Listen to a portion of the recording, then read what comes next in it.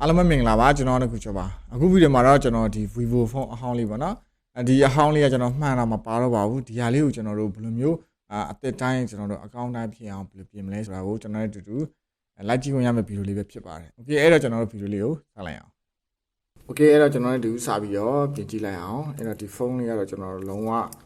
ဒီမှန်နေပါရတော့မပါတော့ဘူးပေါ့နော်ကျွန်တော်တို့မှာကြိုးတွေပဲကျန်ခဲ့တော့တယ်အဲ့တော့သူ့မှာဘာတွေကောင်းမလဲဆိုကျွန်တော်တို့ဆက်ပြီးတော့ကြည့်မယ်ပေါ့နော်ကောင်းတဲ့ဟာတော့ကျွန်တော်တို့ဖြုတ်သုံးမှာဖြစ်ပါတယ်ဒီတွေကိုဖြုတ်ပြီးတော့ပြန်ထည့်မယ်ပေါ့နော်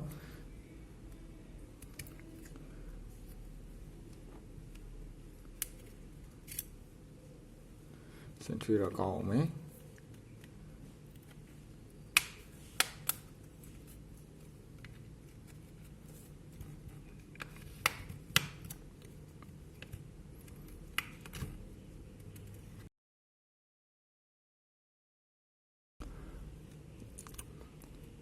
ဘက်ကပါလဲ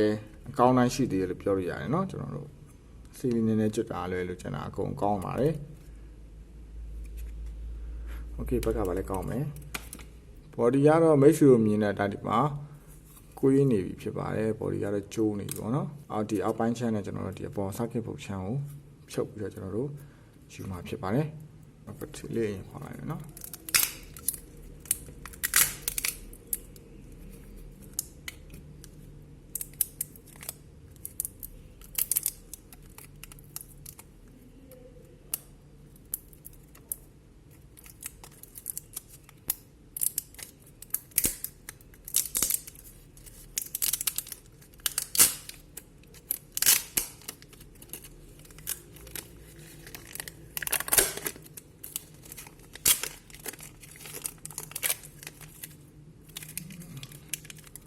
ဒီလည်းမကောင်းတော့ဘူးပေါ့နော်ကျွန်တော်ဘက်ထရီပါလင်းပါမယ်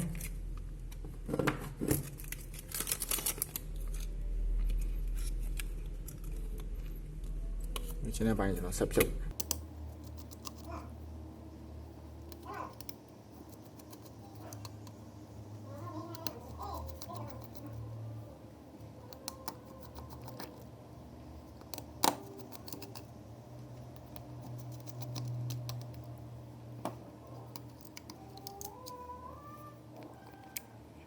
ဒါတော့ကျွန်တော် speaker ချမ်းပါเนาะ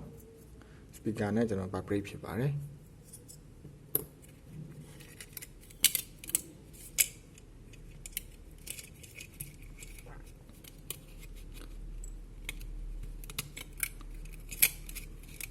ဒါကတော့ကျွန်တော်ဒီဘက်မှာအမှန်ပြတ်သွားတယ်အမှန်ကျိုးပိုင်းเนาะအမှန်ကျိုးပိုင်းဖြစ်ပါတယ်ဒါတော့သုံးမရတော့ဘူး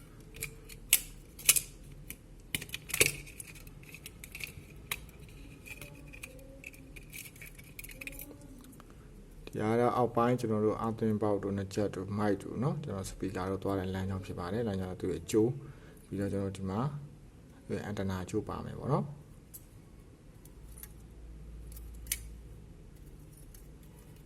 ဒီကတော့ကျွန်တော်တို့အကောင့်တိုင်းရှိနေပါသေးတယ်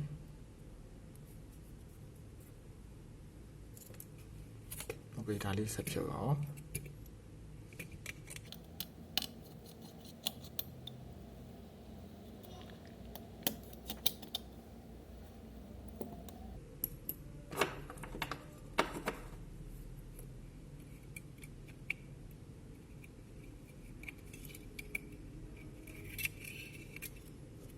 ဘုကလုံးဝအတိုင်ပဲရှိသေးတယ်ပေါ့နော်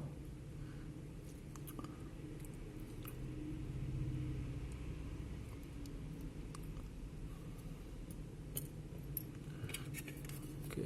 ဒါတော့သူ့ရဲ့ frame ကောက်သွားပြီပေါ့နော် frame ကလုံးဝ3ရောင်မဟုတ်တော့ပါဘူးကျိုးအောင်ကျိုးနေပါပြီလဲရမယ့်ပစ္စည်းတွေကိုစပြီးတော့လဲမှာဖြစ်ပါတယ်